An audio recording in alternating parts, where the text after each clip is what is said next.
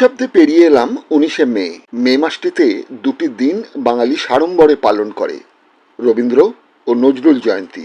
অথচ আসামের কাছাড়ে বাংলা ভাষা রক্ষার আন্দোলনে যারা রাষ্ট্রযন্ত্রের হাতে বলি হলেন, সেই 11 জন তরুণ বাঙালির কথা কি আমরা মনে রেখেছি?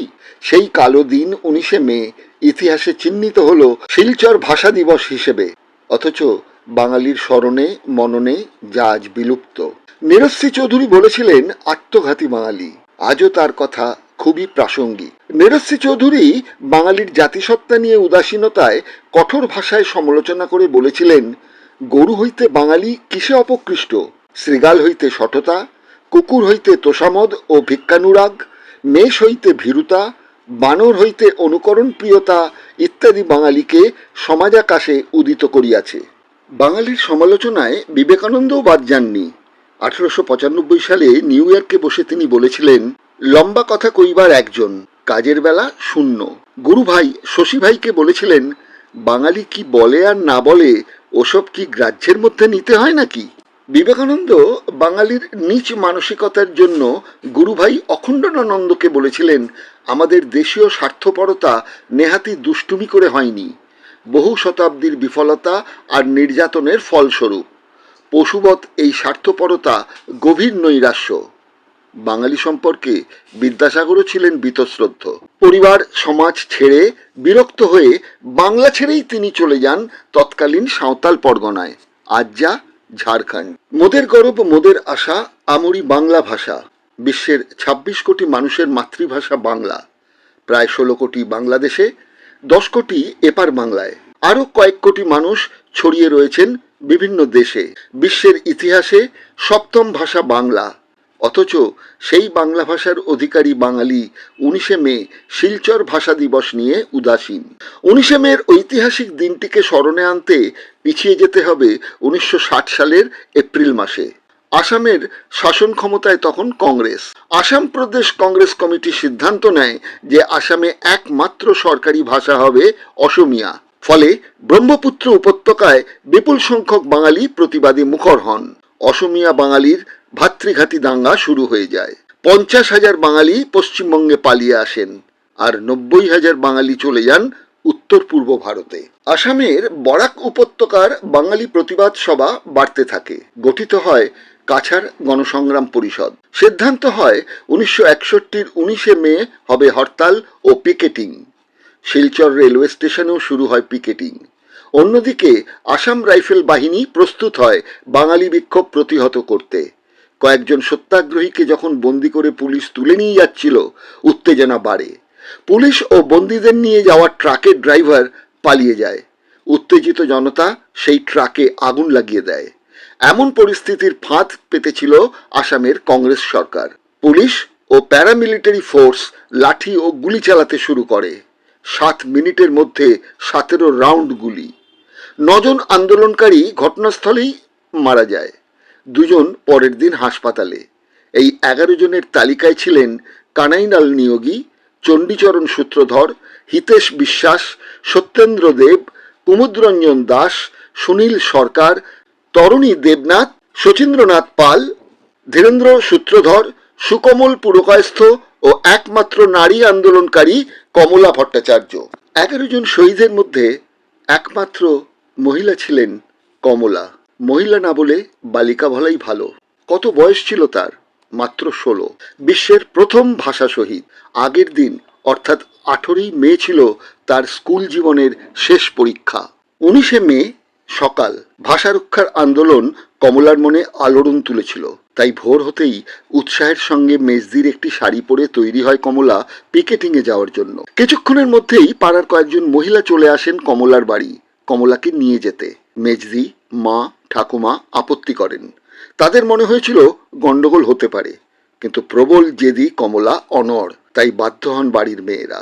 অবশ্য সঙ্গে ছিলেন ছোট বোন মঙ্গলা, ছোট ভাই বকুল ও বড় বোনের ছেলে বাপ্পা। সকাল থেকে দুপুর পর্যন্ত পিকেটিং ছিল শান্তিপূর্ণ, কিন্তু অন্য এলাকার বিক্ষোভে সামিল কয়েকজন বন্দীকে নিয়ে একটি পুলিশের ট্রাক দেখে আগুন ধরিয়ে দেওয়ার সাথে সাথে প্রশাসনের রক্ষক বাহিনী হয়ে ওঠে ভক্ষক।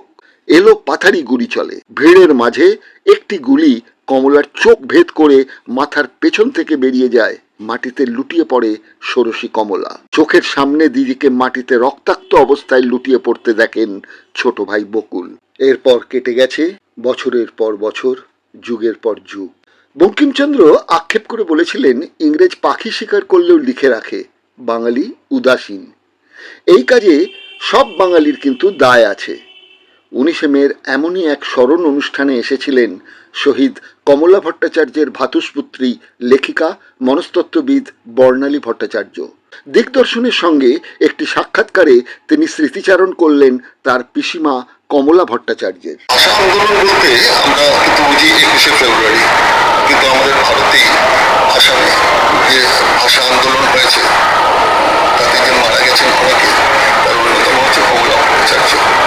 তার ভাইঝি বর্ণালীর সঙ্গে আমরা এই মুহূর্তে মুখোমুখি। বর্ণালী, আপনি তো নিশ্চয়ই শুনেছেন পারিবারিক সূত্র ধরে যে কত বড় একটা কাজ ভাষা আন্দোলনের জন্য হয়েছিল। সেটাকে আপনি যখন আপনার জ্ঞান বয়সে আসার পর এটাকে কিভাবে উপলব্ধি করেছেন?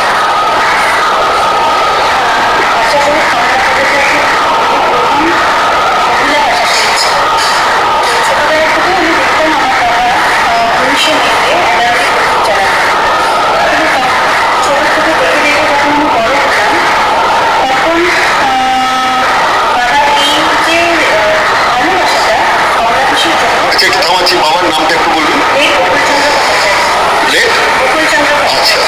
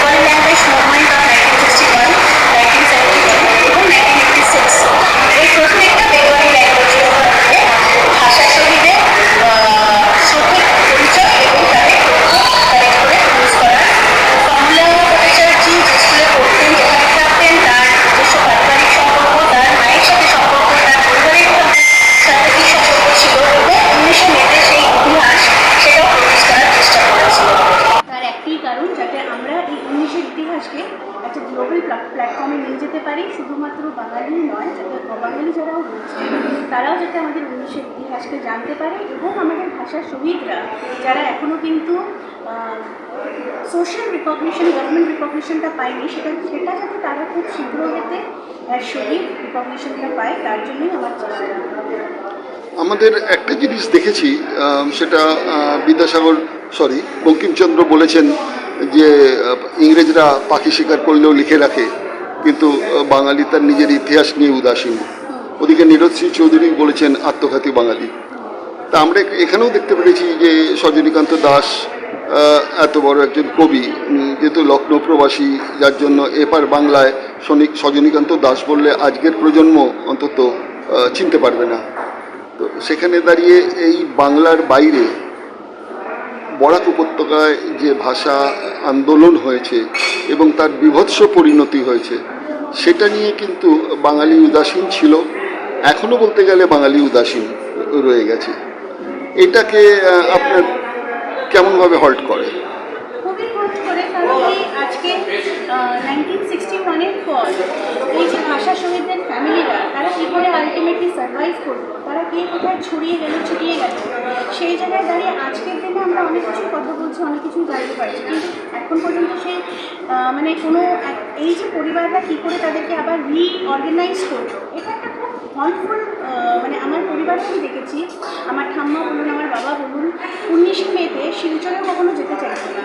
কেন কি সেই জিনিসটাকে, যেটা ওকেশন ওয়াইজ আজকাল হচ্ছে, সেটা কিন্তু ওরা মানে ওদের জন্য এটা একটা ব্ল্যাক আউট ডে, অ্যান্ড একই সাথে এটা একটা প্রাউডের মুভমেন্ট। কারণ কি একটা মেয়ে তার নিজের এটা কিন্তু স্বেচ্ছায় গেছিলো, মানে এখানে কমলা বিশ্ব যখন সেখানে যায়, সে জানতো কিসে যাচ্ছে, তো সে স্বেচ্ছায় নিজের ভাষাকে বাঁচাতে সেখানে গেছে।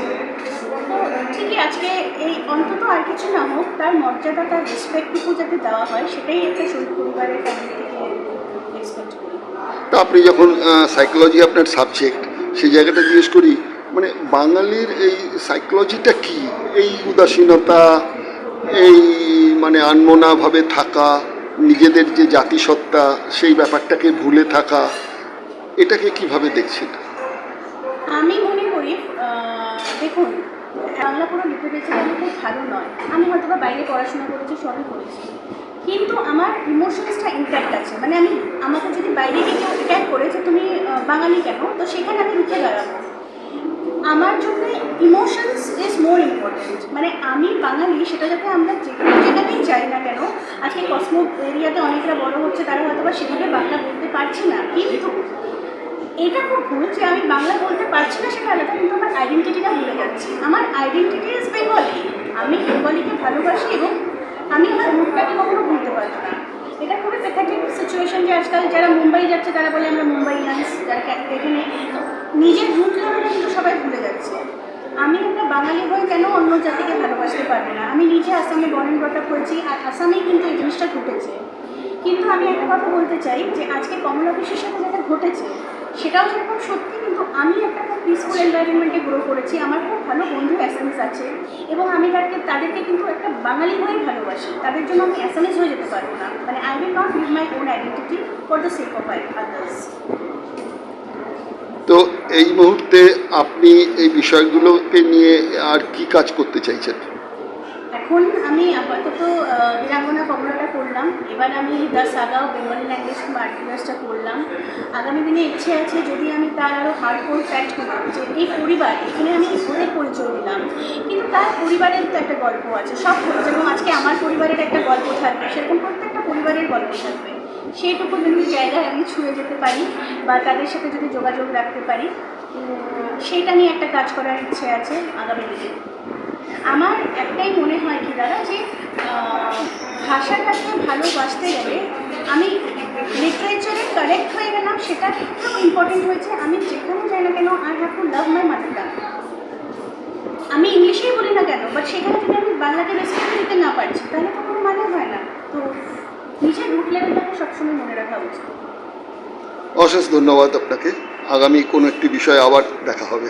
অনেক ধন্যবাদ।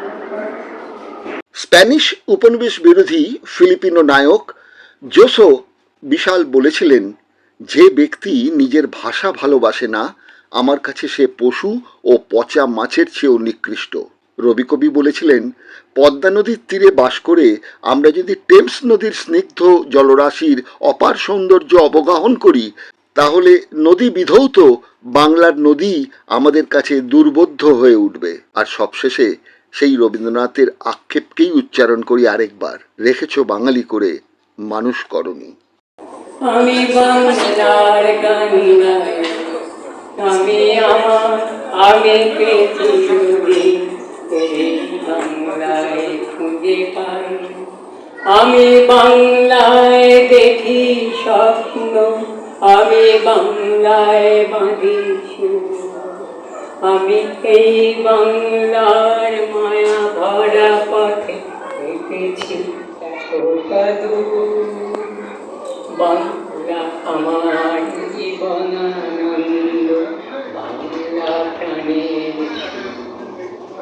আমি একবার দেখি, বারবার দেখি দেখি বাংলার রূপ। ও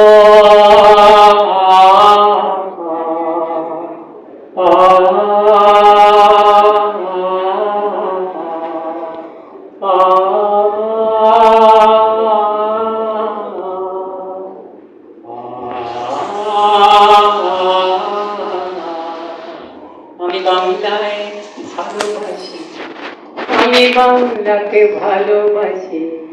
আমি তারই হাত ধরে সারা পৃথিবীর মানুষের কাছে আসি। আমি যা কিছু মহান বরণ করেছি বিনম্র শ্রদ্ধায়। মেশে 13 নদী, 7 সাগরের জল, গঙ্গায় পদ্মায়। বাংলা আমার কৃষ্ণার জল, একটু শেষ চুমা। আমি একবার দেখি, বারবার দেখি দেখি বাংলার।